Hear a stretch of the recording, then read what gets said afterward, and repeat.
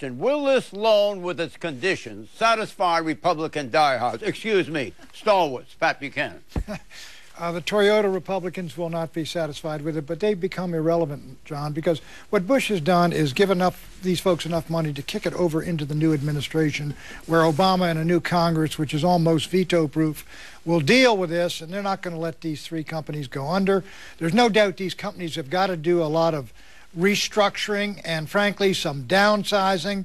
But I think the president threw them a lifeline. It was the right thing to do. You don't want George W. Bush saying, in effect, at Christmas time, at the end of his administration, I sank General Motors and Chrysler, or something like that. He did the right thing, and I think the Republicans were very small-minded in really cutting them off without anything. Eleanor, did he network it in with a lot of conditions that will okay it with the Republicans? No.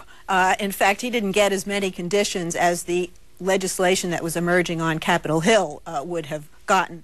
And the Senate Republicans killed that legislation. If President Bush had followed their lead, he would be condemning his party with Main Street for the foreseeable future. And I think what he did was right. It may be painful for him because it goes against his ideology, but this is the end of ideology when we're looking at the financial collapse. This is an effort really to save capitalism.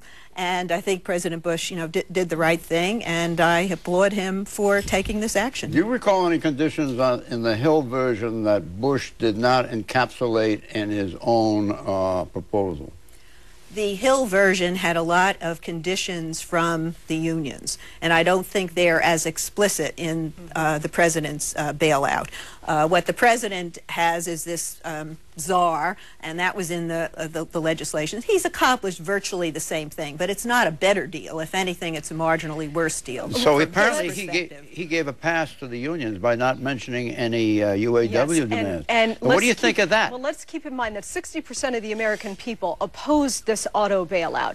Ron Gettelfinger, who's the head of the UAW, the United Auto Workers, went on television this week and said, the reason we're not giving up all these concessions is because we heard from the White House weeks ago that they were going to go ahead and do this bailout anyway. In other words, the fix was in. And the reason why 60% of the American people oppose this bailout, not because they wanted to throw auto workers in the snow or force them to lose their jobs, but because it's not a bailout of the auto industry, it's a bailout of the unions. And because the Democrats are so tightly aligned with the unions, and now the unions haven't given up very much at all, and certainly no long-term concessions, the American people, for the most part, remain opposed to this. President Bush, I mean, the fact that, and I hope you will. Excuse me, Eleanor. Poll after poll shows a majority of Americans oppose this bailout. Period. So really, don't make it sound like it's a small clique of Republican senators who torpedoed this. This was where the public opinion was. Dimitri, welcome. Do you think that what she's saying,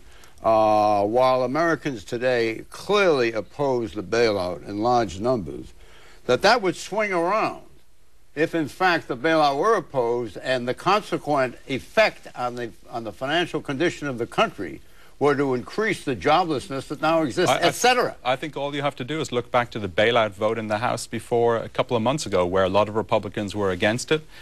The day they voted no, stock market tanked. The next day, a lot of Republicans woke up and said, you know something, maybe I shouldn't have voted no. I think it wouldn't be as dramatic immediately with the auto companies, but if one of them went under and you had massive unemployment, there's going to be a big backlash. John, as what Monica says, there's no doubt the union played a major role in ramming this through. But Monica, I'll tell you, GM would have gone under. It would go on Chapter 11. And if it had gone Chapter 11, I believe it would have gone Chapter 7. And the whole company, not just the union, would have gone down.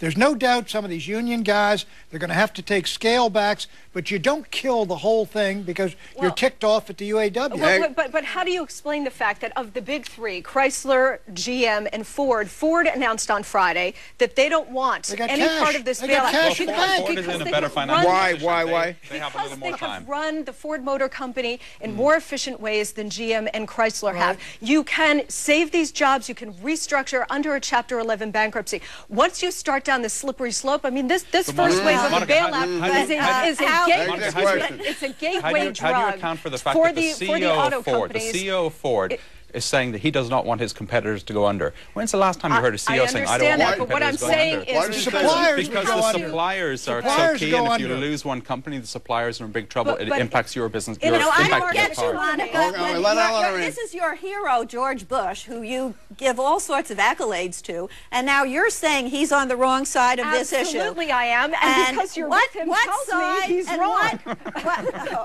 What side are you on in terms of the unemployment that would probably cascade from this? I am on the side of the free market economic system, Eleanor. Well, that's not quickly, exit that's question. the side that's collapsing. Exit question. Government intervention, you're going to prolong this nightmare, not just for the auto companies, but for the broader economy. This is more of a merits question, the merits of the issue.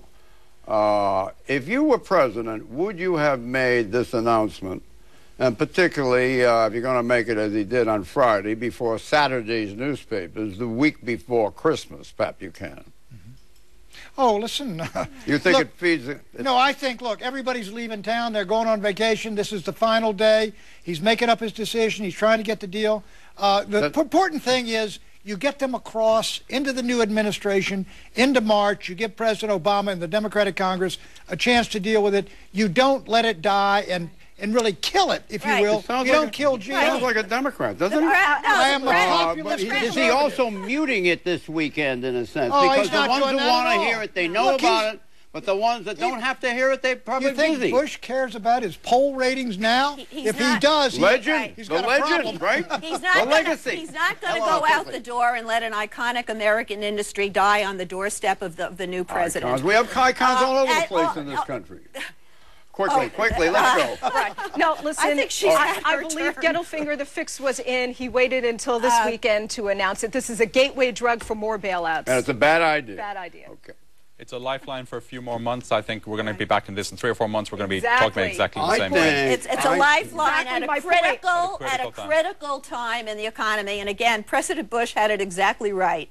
I think the president could have gone for a structured and managed bailout, customized for speed and for reducing complexity and for rewards at the end of the tunnel that would have done the deed without going to the extent that he went to.